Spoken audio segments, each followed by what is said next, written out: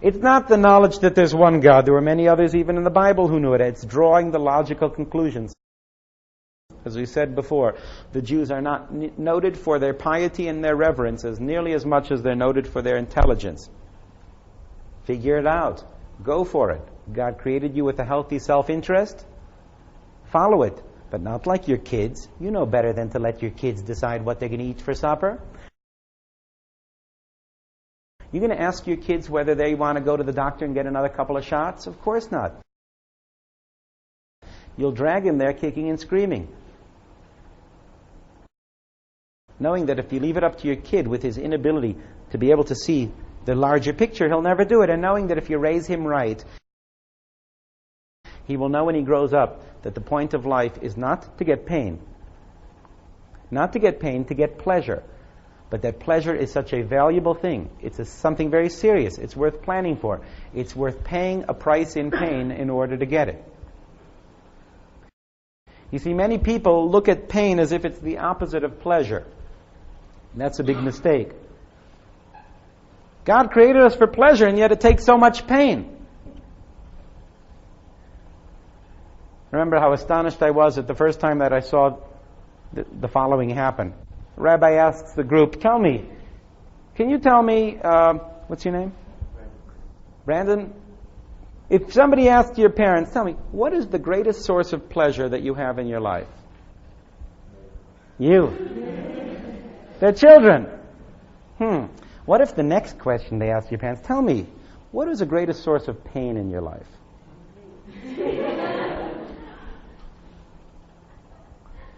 Pain and pleasure are opposites. Your parents, by choosing not to have children, could have done away with a significant amount of pain in their life. And as a result, they would not have got the greatest amount of pleasure that they get from their children.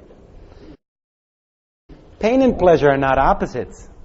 The opposite of pleasure, the most disastrous opposite of pleasure, is no pleasure.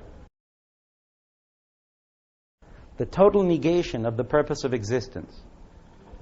Pain is not the opposite of pleasure. In the world in which we live, pain is the price we pay for pleasure.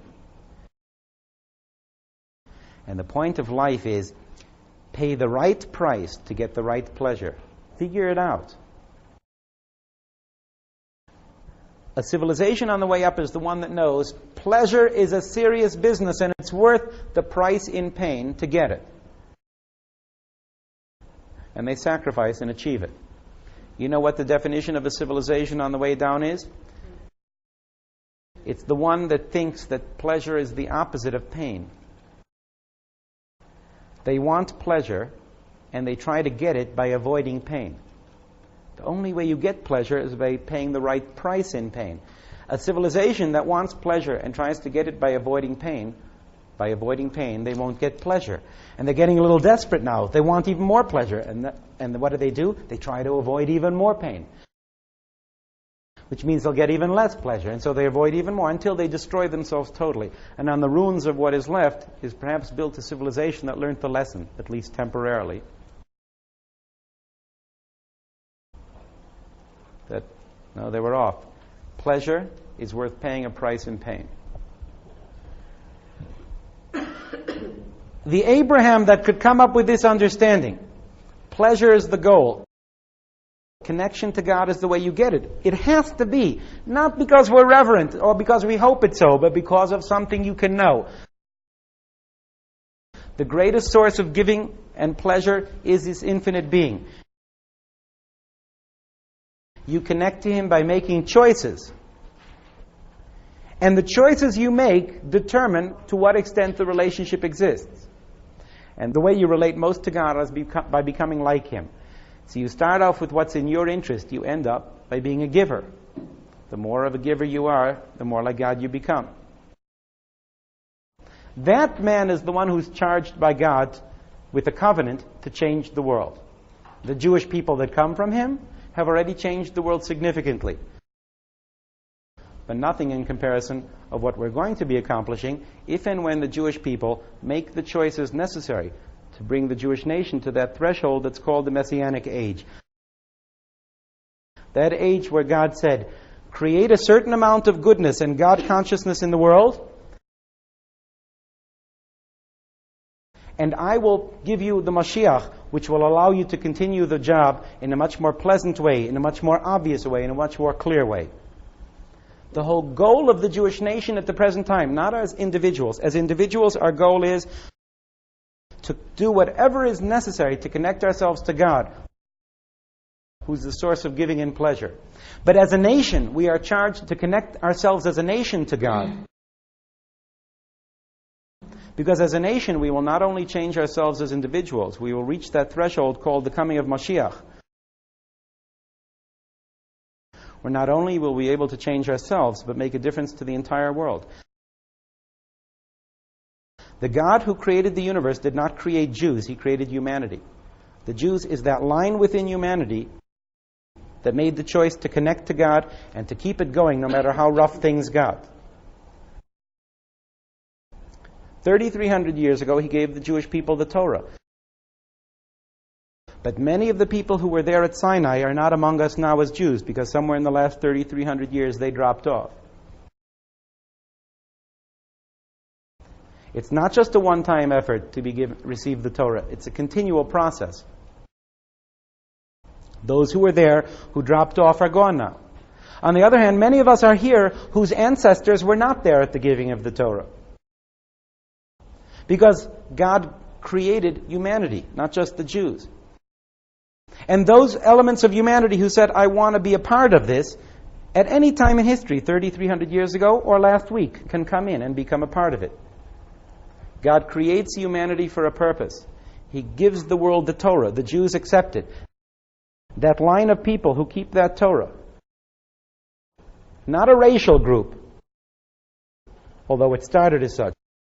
Not a family, although it started as such. Maintain this Torah ultimately for all humanity. The Jewish people achieve a certain level, and we reach a threshold called the Messianic Age, where the coming of Mashiach makes the world so much clearer on what's going on. Ultimately, all of humanity will achieve that goal. But because we're created, we have to make choices. God says you have to do choices. How much of a choice of goodness do we have to do? Do we have to choose perfection? No. Do we have to do 50% correction? No. The Medrash in the Shir HaShirim, in the Song of Songs, says that God tells the Jewish people that you were so beloved to me that all I ask for you is Pischuli Pesach Kechudo Shal Machad. God says the door is shut between me and you. The opening of the door symbolizes the redemption. How much of the door must we push open before God throws it open the rest of the way? God says, Pischuli Pesach Kechudo Shal Machad. Open the door the amount that would let a pinpoint through. V'ani eftach laha Pesach, and I will throw open the openings that wagons can drive through.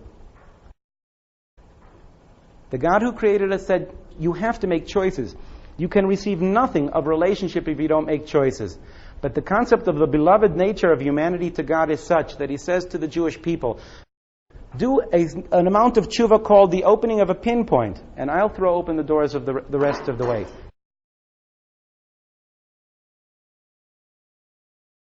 What we do in our connection to God is not only what we do as individuals, for ourselves and for our families, to know how to connect to the ultimate point of why we were created. But as the Jewish people, we're charged by God to make that difference to humanity. That difference which God calls turn back to Him, the opening of a pinhead.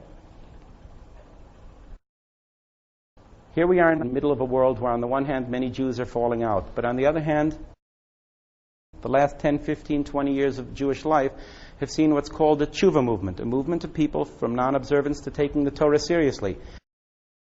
There's a tug of war going on for the fate of humanity, and it's all going on within the Jewish people. Tug of war. Do we go over the cliff and disappear, or do we pull ourselves into what God calls that pinhead's worth of tshuva that allows the Mashiach to come and change the world? That's the tug of war that we're involved in now. The decision of the Jewish people to do that slight amount of tshuva is what the rest of the world is waiting for. Thank you very much.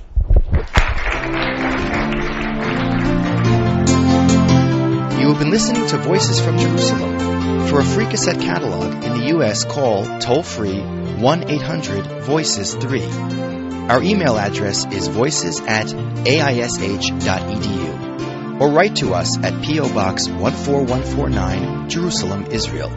Shalom from Jerusalem.